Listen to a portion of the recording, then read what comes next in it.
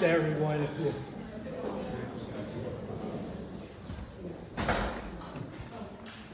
I'm not going to do a Joe Biden. Everything on this sheet of paper I wrote myself.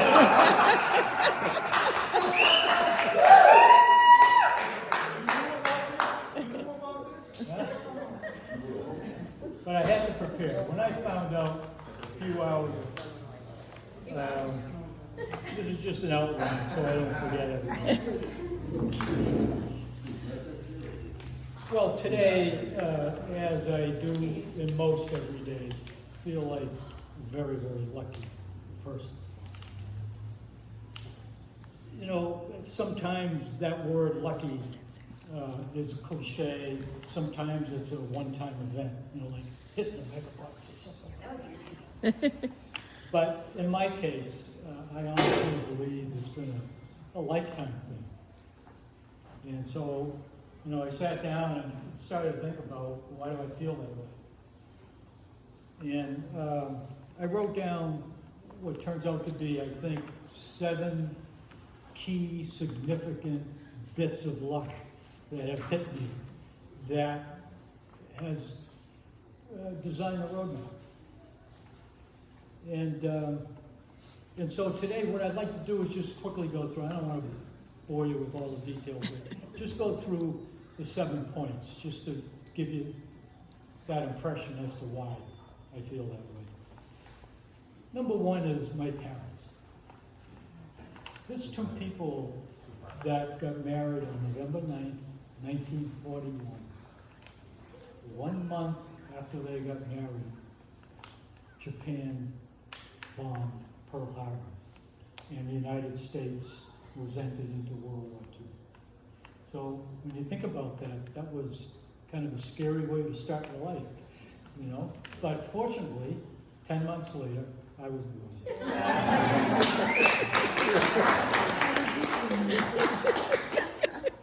The thing is that both my parents, you know, raised me for the most part as really a single child, because there was about a 7-year difference between me and my sister Paula, and then another 2-year difference from 3 years, another 2-year difference between the twins, Ginny and Susan.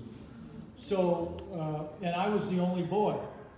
So, for all practical purposes, I was an only child, and for sure the only son. So I sort of had special status. That's pretty lucky when you think about it. I could have had a lot of competition.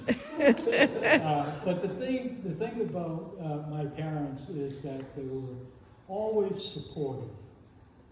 And luckily, my father had the resources when I was in my early teens, or even like pre-teens.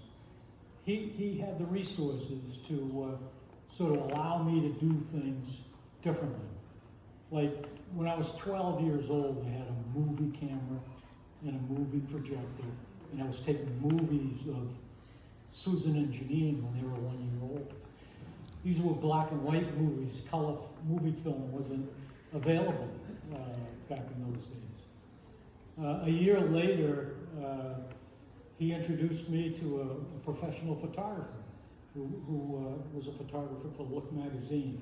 And the young people don't know about Look magazine, but that was the #1 magazine in America at the time. And this guy really taught me the basics in photography. And of course, my father would always ask the question, well, how's the kid doing? Is the kid okay? Is he going to be a good photographer? And all he had to hear was yes, and he'd be out buying me a camera.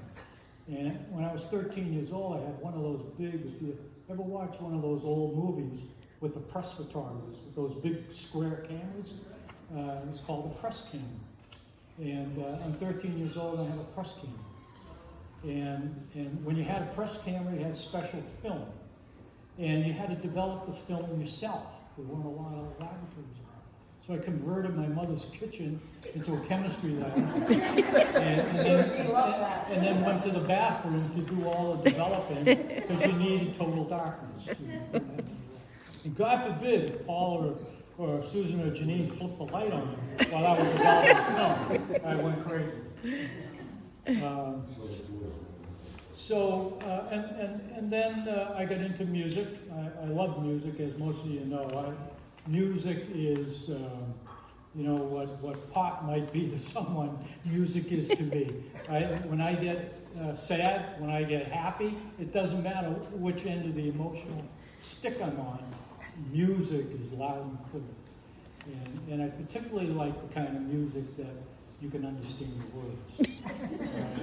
Because there's so much music out there, and if you really look at the lyrics, they're poems.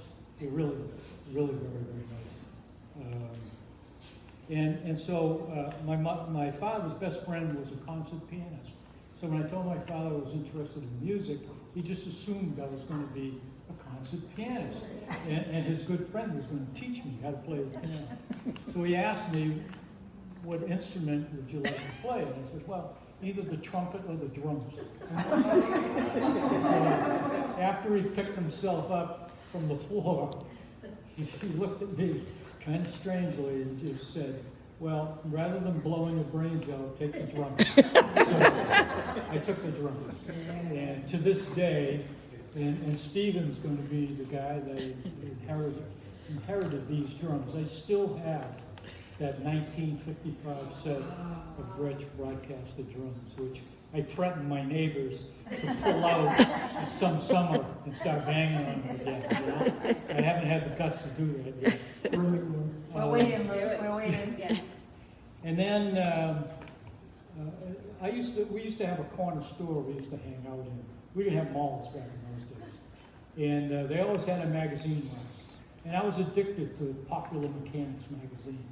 There wasn't Popular Electronics wasn't out yet because electronics was really at its infancy. But I used to read the back ends, and look at all the adverts. And I found out that there was a thing called the shortwave radio, and that you could talk to people all over the world, listen to all these different countries. And so my father thought that was a pretty good idea. So before you know it, I had a shortwave radio. And then I got really serious about it, and during the 50s, most of you young people don't realize this, but in the 50s, there was a very serious nuclear threat from the USSR, the Iron Curtain. And as a result of that threat, in the United States, we put civil defense facilities all over the country. So if there was ever an atomic bomb, you had some place to run it.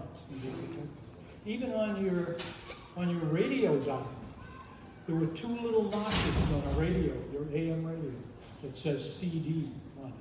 And those were the special frequencies that they would broadcast the directions for you to take in case there was a nuclear attack.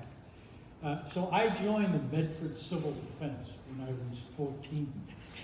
And every Monday night we'd go to Medford City Hall, down in the bunker, and we would actually operate the radio systems, and we set up a net, all the surrounding towns, Malden, Medford, Somerville, all those towns, we would talk to each other. And that's where I learned how to be a ham radio operator. So by the time I was pushing 15 years old, I was the youngest ham operator in Massachusetts after passing my exam. So I couldn't have done any of that stuff without my parents being 110% behind me, and fortunately had the resources to sort of feed the desire. Number 2. Sorry it took so long. That's sort of a word. Sorry about that. The second luckiest thing happened in 1962. Most of you, a lot of you weren't. But I refer 1962 to the blind date.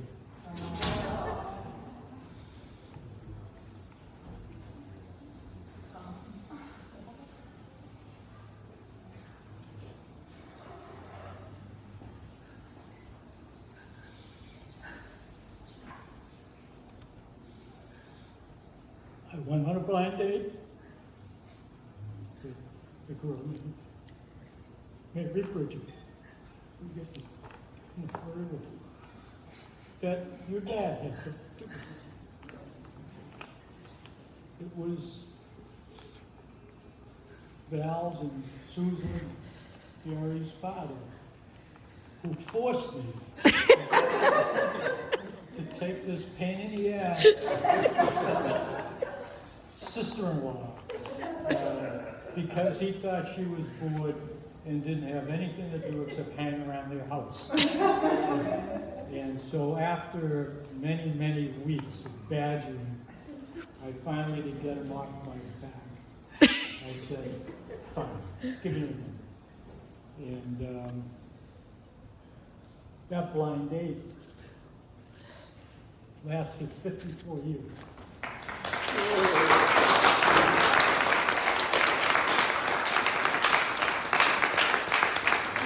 Can't get any luckier than that. Right? Then, in March or April around 1964, the Vietnam War was on big time. And it was during the period in the United States where they had the selective service or the draft. And I was one end, right at the top of the list.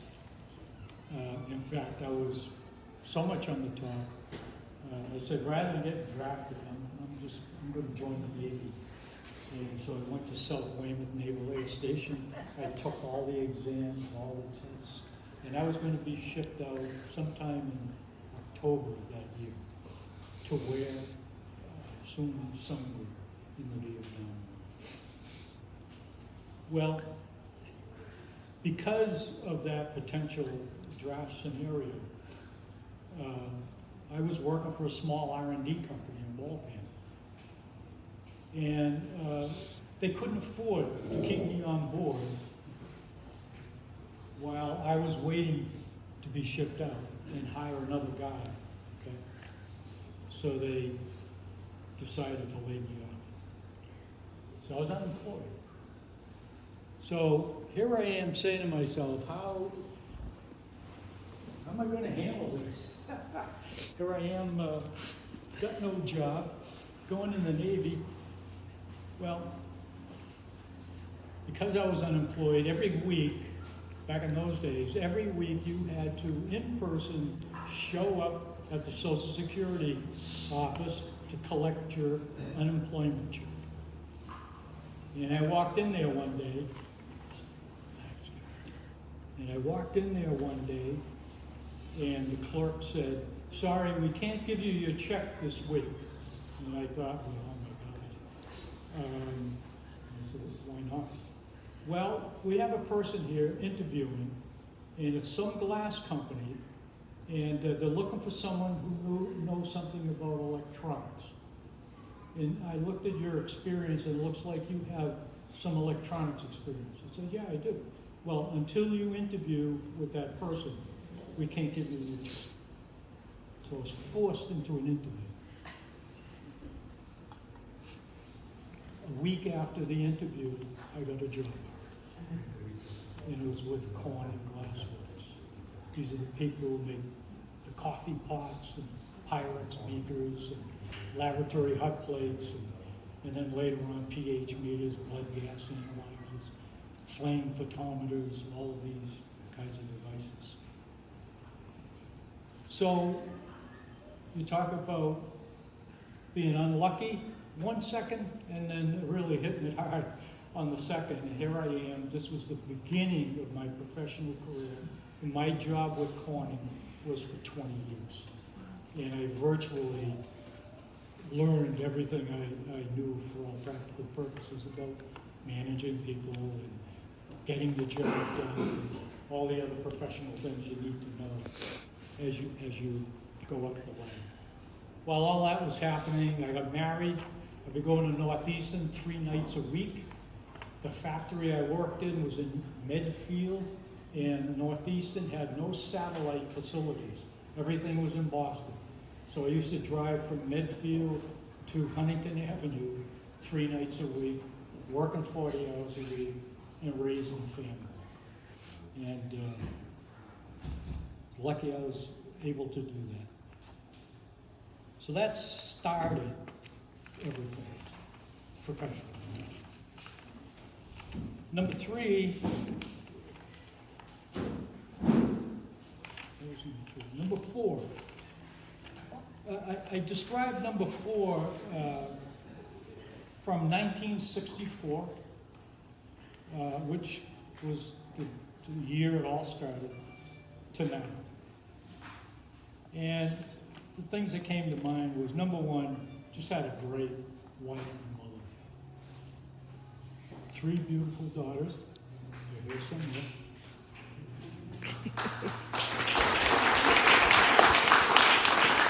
And special thanks to Suzanne and Jeannie for really orchestrating today's event. Suzanne was the middle child, always got in trouble. They wrote books about Suzanne and little children.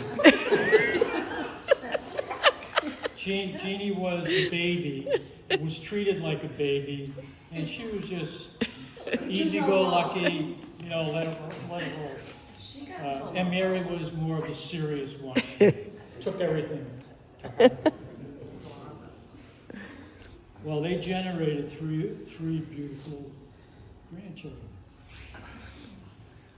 Stephen, there he is. He was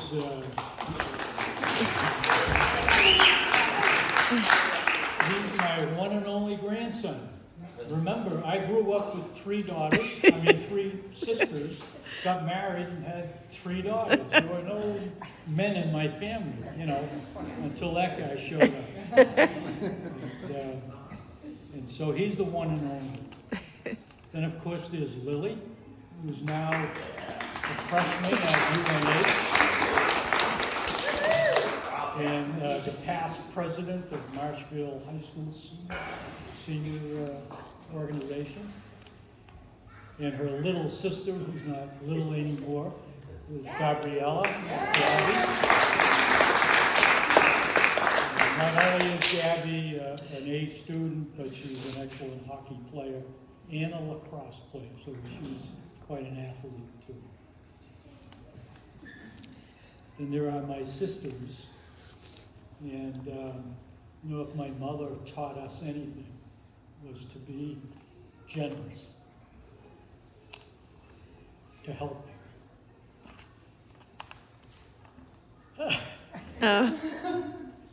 Well, Susan and Jean. That's all they do. Ask anybody. You can't ask for 3 better people. When we sold our house in Hanson, while the new house in Situate was being built, we didn't have any place to live. We were street people. Until my sister Susan offered her home to my wife and I. And they had a brand new home, and they were fortunate enough to finish their basement completely with a bedroom and a full bath and the whole 9 yards. And, several months after they moved in, it was a brand new place. That's where we lived for about 3 or 4 months. And so that was quite a thing. Paula is sort of, we sort of viewed her as the intellectual in the family. She's the only one that went to the level of a master's degree.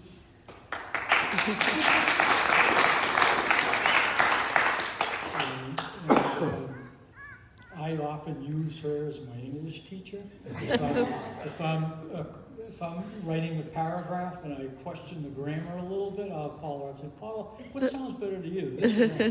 And she'll straighten me out. But more than that, she helped my kids a lot. Gave a lot of advice to my kids. And then, Miss Ralph,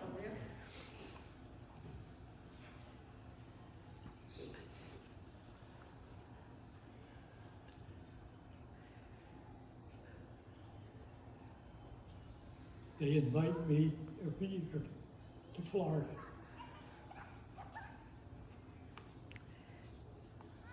They have no idea how that helps me.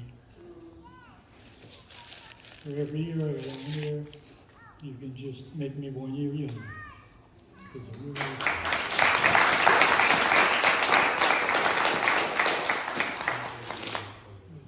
Here. I'm sorry. I'm Italian.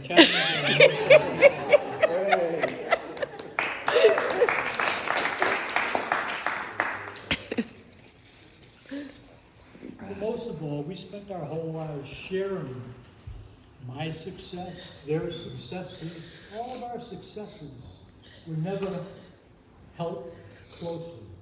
It was always shared.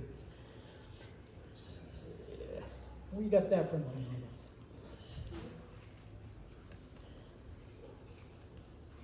We also managed to have 5 brand new homes.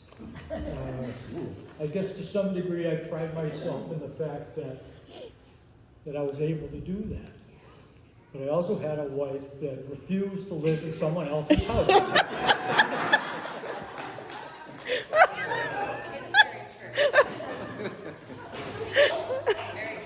But I found out later in life there was a reason she felt that way. Because before she got married and was living at home, she had, I believe, 6 brothers. And all they did was tear the house apart to remodel this, tear down that. And so she always lived in a house that was in progress, in process, you know.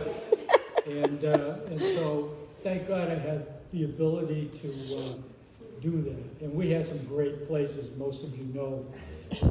We started in Franklin, moved to Norfolk. That's where we met Heather and her mother and her father, and her whole family. Then we moved on to Marina Bay. That in itself was a very, very lucky happening because my wife's parents were getting older and sicker, and we found ourselves taking trips from Norfolk all the way into Boston because somebody was in the hospital or had an issue or whatever. So we wanted to get closer to Boston. And when we tried to replicate our house in Norfolk, which is a very beautiful home, and we had the luxury of living with these 2 guys, plus a whole bunch of Patriots football jobs. Steve Nelson and those guys were our neighbors, so it was quite a neighborhood. But Marina Bay was special because we were out looking for places one Sunday. Remember when the Boston Globe actually had house listings and all that stuff? And it was raining like crazy, and I was on Route 3 heading back home. And Mary saw this ad in the paper for this place called Marina Bay. And so we said, well, what the heck, we're out, let's give it a shot. So we went down there, we saw the real estate people, and they were bringing us on a little tour of the place. But out of the side of my eye, I saw these beautiful condos that were right on the water. Right on the water. The backyard of these places was Dorchester Bay. And every day you could see the sunrise and the sunset. It was spectacular. And so I said, well, how about that unit? And they said, well, you know, come to think of it, the deal fell through last week on that unit. I think that unit is for sale. And I said, well, it's probably $100,000 more than the other units, you know. So I asked a dumb question. How much more? It was like $5,000. It was such a small amount. I said, okay, I don't want to see anything else. Show me this place. That's another lucky thing that lasted for 20 years. Wow. A whole generation of kids grew up. All of you guys from the Westfall family, Ryan and Big John back there, and Stephen. Oh, and Walter. Walter. And of course, my kids. That was like being on vacation every day of your life. It was spectacular. It was really, truly spectacular. And then, of course, we had a big change in my work scenario and decided to try to fulfill a long time dream, and that was to have a home in Florida. So we moved down to Florida, to Venice, Florida, and we built a beautiful, beautiful home down there. I used to call it my palace, and it truly was to us. It was a palace. Unfortunately, that didn't last long. That lasted for 5 years, and then we came back home. And there was good reason behind that. And then we moved on, and luckily, as time went on, we found a place, a new place in Situate, where we are located. And in addition to that, it opened up all kinds of doors for travel. I mean, we went to a lot of places in the United States and all over the world. Number 5, I'm getting here, sorry. Hanging on. The fifth key thing was finding a job at a company called Thermatics. I remember the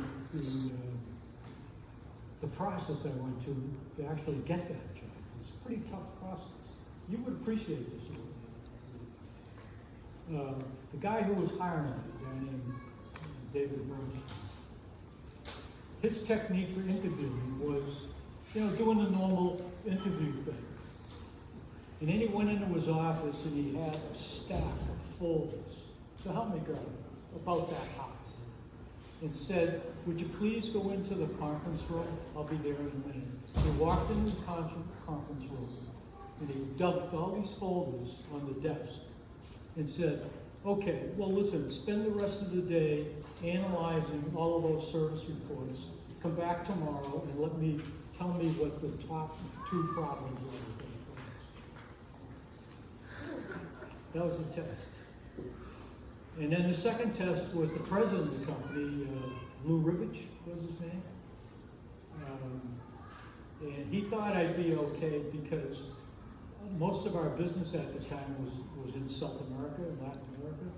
And he thought an Italian would be better for that kind of position in negotiating and dealing with people in Latin America. Because typically the South Americans thought the Italians were good negotiators and that kind of thing. But anyhow, what it really did is it opened up the whole world to me and my entire family. And I got to visit people and visit countries that I used to listen to on my shortwave radio when I was a teenager.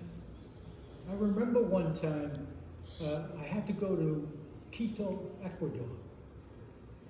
And I'm sitting in my hotel room because I had a free afternoon before the meeting. And I said to myself, gee whiz, I wonder if radio station HCJB is still in Quito, Ecuador. Because I used to listen to that because they had the strongest signal out of South America. And I went down to the lobby and asked the clerk, I said, do you know about HCJB? Are they, oh, of course. There's a whole town that they built, a whole town with hospitals, radio stations, television stations. And so I said, how do I get there? Is it close? I said, well, we'll get you a cab down there. So I called up the radio station, introduced myself, and said, is it possible to have a tour of your studios? Because I was dying to see what the studios look like. And they said, of course, come down if you can be here by 1 o'clock in the afternoon. We have a group of young people who are down here studying broadcast. Now this was not a Catholic broadcast station. This was a Protestant broadcast station. But it didn't matter because to me, it was a loud signal coming all the way from Ecuador. That was the important. So they brought me on the tour, and I got at the end of the tour, we all collected, and the tour guide introduced me to all these young kids. and said, Mr. Marcarelli, would you like to say anything to these young students? What am I going to say to these people, right? All I could think of saying was, the power of your words are so powerful, you have no idea right now what power they really have. So be careful what you say, how you say it, and believe in what you say. Because you're looking at a guy that 35, 40 years ago, as a teenager, was listening to this radio station. And the first thing that came into my mind, not Coca-Cola, who I was going to visit, HCJB, Quito, Ecuador. That's the first thing that went into my mind. And so that was a great experience. But there were a few more. My father always said to me, be proud of your heritage. Be proud of your Italian name. Your name is not a common Italian name. There aren't very many Marcarellis in the world. Of course, now with the internet, there's hundreds of thousands, right? But at that time, we only thought there were a handful. Okay? Lewis, as a matter of fact, was kind enough to track down I think her name was Bianca. Bianca Marsh, she was a school teacher somewhere. In Buenos Aires. And you called her up and she came and I actually met her at a hotel. Lewis sponsored the whole thing. But with all the traveling I did, sometimes you got a little lonely in a hotel room. And I developed this habit about reading the phone book. And I would look for anybody in this town have my last name. It's just something I got into. And so I was working for a company that I had to go to Milan, Italy, 3, 4, 5 times a week. Every time I would go, I would look in the phone book and I would see the name Angelo Marcarelli. And I said, geez, I gotta look up that guy. Of course, I got busy, went home, and never did. And the last time I was there, it was on Good Friday. And I said, I'm not going home till I check this guy out. So on Thursday, when I went into the factory, I asked the guys, because next to Angelo's name, there were 3 letters, capital letters, B-A-R. And I didn't know what it meant at the time. And they explained to me that this guy owns a bar. And it's sort of like a place you go to for breakfast, a place you go to for lunch, and a place you stop in for a quick drink before you go home after work. And they said, as a matter of fact, it's just a few blocks from where the hotel is. Jump on a cab and go. Because my plane was leaving like at 1 o'clock in the afternoon. So I said, I'm going to do it. So stone cold, I walked in that bar, and there was this guy with a mustache, and he's making cappuccinos and stuff. I walked up to him and very poor. I pronounced the words pretty good, but I can't connect them, And I said, Angelo? And he looked at me like, who the hell are you? Like, you probably thought I was a tax collector or something. And I kept saying, sono Luigi Marcarelli, Stati Uniti. So I kept repeating. Finally clicked in this guy's head. And he went crazy. I mean, he ran around that car, and he came and he hugged me. Oh my God, I didn't understand one word he was saying. All I know is he was very emotional. And because it was Good Friday, he invited all of his family from Benevento, where my grandfather comes from. His whole family was in Milan because of Easter. So he goes on the telephone, and he calls his apartment, tells his wife, bring everybody down to the bar. Well, I mean, it was like a wedding reception. It was the mother, the father, the brother, the kids, the whole 9 yards. And that happened in 1997. And I watched his kids grow up. I been to his house over and over again. I used to cheat a little bit. When I was in Germany for Dometics, instead of going home Friday from Munich, I'd take a flight to Milan. And Angelo would pick me up in Milan, and I would spend the weekend there. And so that was a big window. Now I could tell my kids or my family, guess what, guys? You have a long-lost cousin in Italy, you know? Okay, a year after that. Am I boring you guys yet? Keep going, keep going. A year after that, I was in Bologna, Italy, visiting the Barilla macaroni factory. That's a great place to hang out. John, this was I think they were thinking about the X-ray. You know? Yeah. And so I got a phone call from the office, and the office said, your meeting in Mexico City has been canceled. Because I was going to go from Milan to Mexico City. The meeting was canceled. So now, I said, oh, well, okay, so I guess I'm going to go home. Well, it was back in the days where airplanes, they were fully booked. And like, there was no internet. You didn't check in the night before. You had to call up and say, hi, this is me, you know, and I'm confirming the flight. Well, in any case, make a long story short, the travel agent said, listen, I can get you home either if you drive up to Milan or if you go down to Rome, but I can't do it until the following afternoon, 2 days later. So I said, if I get a day to hang around in Italy, where do I want to hang around, Milan or Rome? I'll take Rome. So I drove down to Rome. And was walking, I said, well, it's 2 o'clock, 3 o'clock in the afternoon, what am I going to do now? So they had a little shuttle bus that brought you downtown. So I got in the shuttle bus and I went to the Vatican.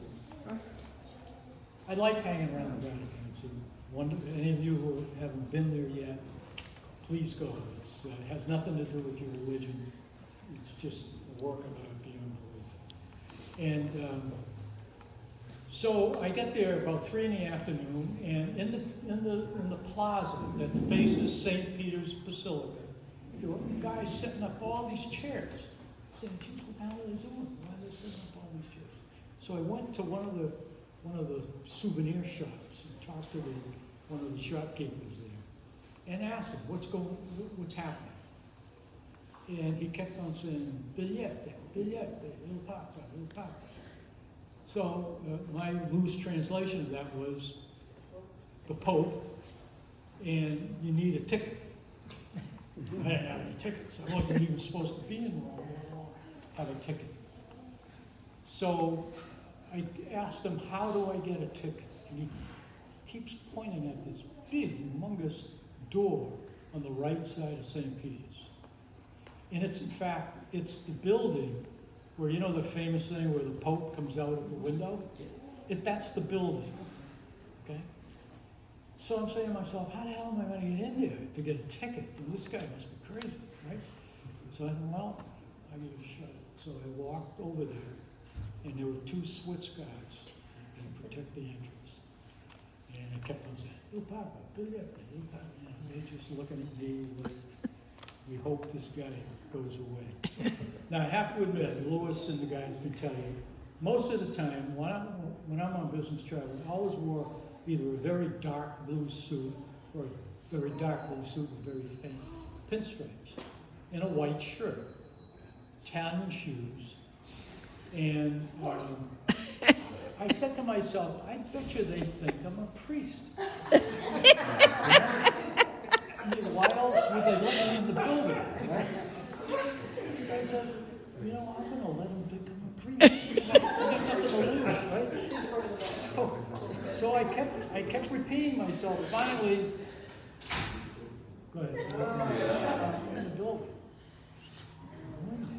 there was a staircase that must have been 50 feet high. All marble stairs winding up to the second grade. It's incredible. So I said, what am I doing up here? I didn't know what to expect. So I got up to the first level, and I noticed all these offices and all the doors. And one of the doors had USA. I forget exactly the words that was on the door, but had some connection to the U.S. So very sheepishly, I knocked on the door, and somebody said, "Come in." And I went in, and there was a priest sitting there behind his desk. So he said, "Hi, how you doing?" He says, what can I do to help you?" I said, "Well," I explained to him, I said, "Father, I'm not supposed to be here. Just because they canceled the meeting in Mexico City, I'm in Rome. And I want to go see the Pope tomorrow." So he said, "Well, do you have a ticket?" I mean, everybody's asking me if I have a ticket. I don't have a ticket. I said, "No, I don't." I said, "Is there any way I didn't know if you had to buy them or what." And he just looked at me and says, "What was on his drive?" So here I got this beautiful ticket. And he said, "You just show this ticket and he'll let you in." And so then I got home, back to the hotel room, and the panic set in. And I said, "How in God's name, you idiot, how are you going to go at 9 o'clock in the morning, stay there until 11 o'clock in the morning, because it usually ends about 11, then get in a car or a cab and go all the way to the airport and catch a plane at 1:30. So I went down to the concierge and I explained what I wanted to do. I said, "Don't worry about it, take it." Okay. So I didn't worry about it. And that morning I went down there. And again, there's the plaza in front of St. Peter's was swarming with people. I mean, I don't know how many people, maybe 3,000, 4,000, 5,000 people. And for those of you who know me, you know I always like to sit in the front row. When I go to any kind of performance, I want to be up front, not in the back. So I walked down the aisle all the way to the front, near close to where the altar was set up. And all I could see was people, and I turned around and I'm looking out there, and there was like a sea of nuns. There had to be 200 nuns. Must have been every nun in Rome was there, And I'm walking up the aisle and I glaze over. There was one empty seat in the middle of this sea of nuns. So I said, "Marcarelli, do you really have the brass to really go through all those nuns and ask this seat empty? Are you really going to do that?" And I thought about it and I said, "Yeah." So I did it. And I said to the little nun, "Sister, can I sit here?" Is it? "Oh, yes, by all means, please sit down." Well, how do you have a conversation with a nun, right? I never had one before in my life. So she's writing something, and I noticed she's writing this beautiful lettering. It's almost like artwork. Finally, I woke up enough gumption to say, what language are you writing? And she was writing in the Indian language. She's from India. And that was Sister Maggie. And I kept saying to Sister Maggie what my situation is. I don't know when this gets over, but I need to catch my plane. I'm afraid. And she just looked me straight in the eye and said, "This was meant to be. You just sit down and relax. You're okay. You will get your plane." And we had a little bit of small talk. We went through the whole thing. And I ended up giving her my name, my address, and everything when I left. And about a month later, I got my first letter from Sister Maggie. Sister Maggie has been a friend since 1998. And she shows up. You know, when things are down, all of a sudden I get a text from Sister Maggie. Out of the blue sky. And I know when Mary passed, she wrote something that was very beautiful. That every time I send out something to the family, I always put what she wrote with her name at the bottom, because it turned a very sad day into a brighter day. I won't go through that right now, but anybody interested, let me know. Okay, so Angelo, number 1. Sister Maggie, number 2. This is all while I'm working for Cometics, right? He's probably going to say, when do you ever go to work? You're going to travel around the world meeting all these people.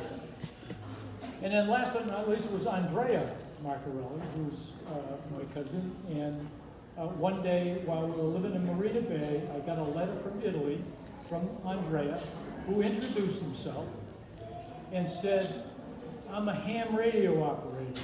Hey, hang on. Wait a minute. I remember hearing, is the story of that over? Because you're missing a key point. When you told me the story 25 years ago, Well, John, help me. you made eye contact with the Pope. You did. Yeah, that's where I thought this was over. Actually, I have a photograph of the Pope. It wasn't farther away from me than Susan. I also had the pleasure in the Jubilee year, the 2000 year, and I said to Susan, I said, have you ever been to a rock concert before? And she said, oh yeah. So I you said, have you ever seen Mick Jagger? yeah. I said, well, you're about to observe a religious rock concert when the Pope is finished. When he gets in that Pope movie. Well, she didn't really believe it. Until I got on a plane and went to Rome and nothing else. When that Pope got in that Pope movie, people screamed and cheered. And they went crazy, standing on chairs, everything, right? And then she said, now I believe it. I know what you're talking about. Okay, then there's Andrea. Sent me a letter. The ham operator found my name in some directory that listed all the hams in the world, and we were the only 2 Marcarellis in the book. And he was from Benevento.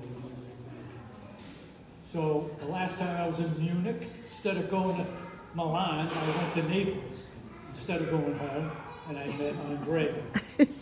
That was in 1998, and Andrea's wife was pregnant, and they had their first child about 6 or 8 months later, and I got a phone call from Andrea, and he wanted to know if Mary and I would be the godparents. So Mary and I flew to Italy, and I'm a real godfather. But the real thing was, when the little baby, when he became 7 or 8 years old, his first Holy Communion, they wanted me to go back to that. That was a scene out of The Godfather. that was walking down the little cobble streets with the priest. It was unbelievable. Okay. Then I just got a couple more to go. Then there was an outstanding team of professional managers, scientists, and engineers. And 3 of them are sitting here today. And I begin with Louis. Luis. He was just a young guy out of Lowell Tech. Lowell Tech? Yeah, it was Lowell Tech, or the university now. As an electronic engineer. Young guy, unmarried, willing to do anything to get an assignment in South America so he could have a passport from another country so he could get himself into Cuba so he could see the roots of his family. Okay. Am I right? Yeah. probably the youngest family man I've ever known in my life. I got a big phone call one day at work. Because I used to razz him about, Lou, you got a girlfriend there, you've been down here 2 years, what do you do? And then he said, well, it's kind of hard to do at work because these Argentinians, they don't party until midnight. So he said, at 3 in the morning.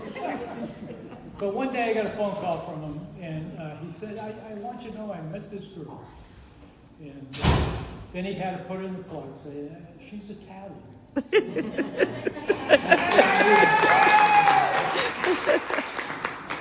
And, Mamma mia. and he wanted my advice on getting married. And that didn't take too much for me to say, do it. And he did. And this is one of his beautiful children. Ah.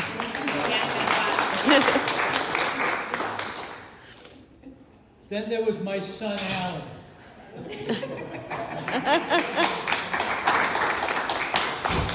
Alan was the smartest, most creative engineer I've ever known in my life. He was not just with the hardware, but he would start with the concept, the hardware, the software, put it all together, and come up with a product, second to none. And he made quite an impression on me. And I also had the fortunate opportunity, when we were in Las Vegas at a trade show, one night we were having dinner. And because we used to be curious about Alan. He didn't like to travel too much, except when he was out in California. And we were wondering why, you know? But we found out, and it was his bride to be.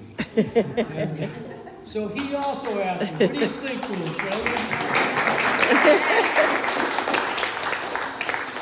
So maybe I should have been a priest, you know? And it is John Fitz. John was our scientist. As I told Gabriella, John's a physicist. It's a pretty tough field to be in because you have to know a lot about a lot of different things. And I think the highlight of John's career was when he was given the assignment for an ad, the Guinness Brewing Company.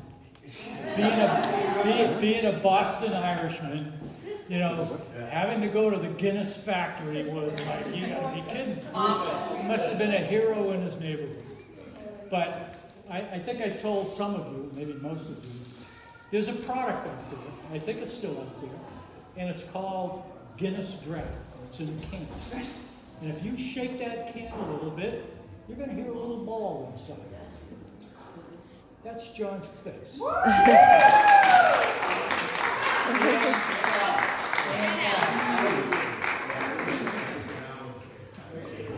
That was quite a story. And the reason for the ball was when you popped the can, it would start spinning and create a foam. So that when you poured the beer out of the can, you had a nice head.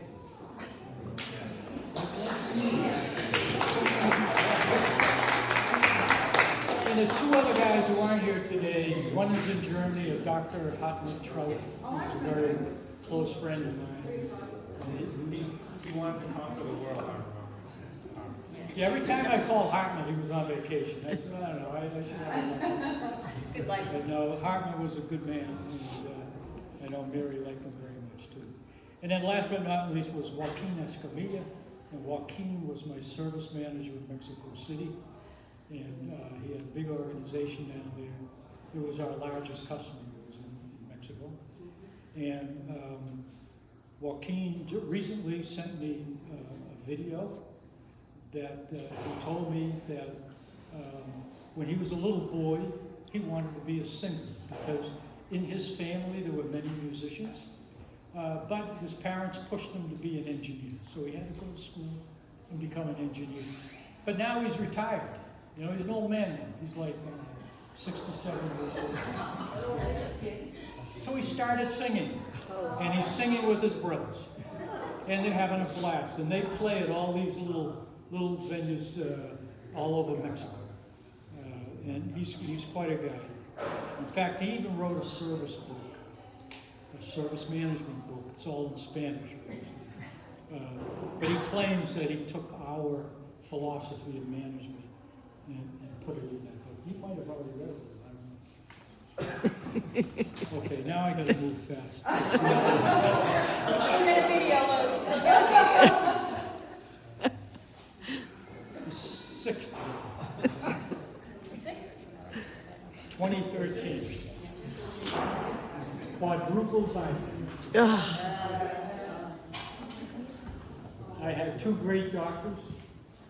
One was a cardiologist, the other was a heart surgeon. Do you need him, Susan? You have grandkids coming. Okay. I'll show you the movie at I'll send home. you the I'll send it to you.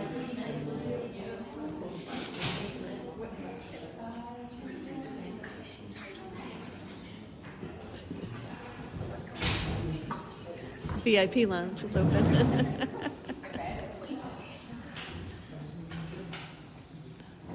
I was so lucky because of the timing of it and because it really reset my talk back 10 or 20 years. I know this party is for me being 80, but that's what the calendar says. I'm really 60. And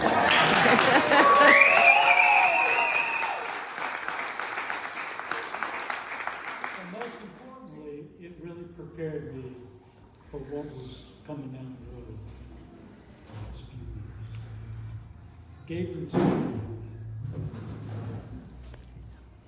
last, and my neighbors left, was the move to the new house in Situate. It was the perfect home for me and Mary. It allowed me to do a better job, good job of taking care of her. And to have great neighbors like that. Those two people, they listen in. They hear a bang or they hear a siren. I get a text saying, "Are you okay?" And during coronavirus, she'd go shopping every week and ask me, "What do you do here?" And they wouldn't take any money from me. So I said, "I'm not going to have her buy me stuff and not take the money."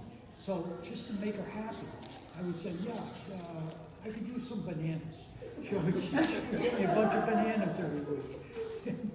But to her, that meant a lot to her, you know, because she was helping. They're great people.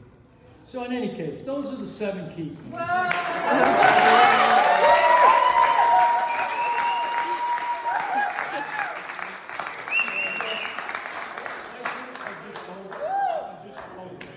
I've given all of you some of that back. Oh, yeah. Oh, yeah. Yes.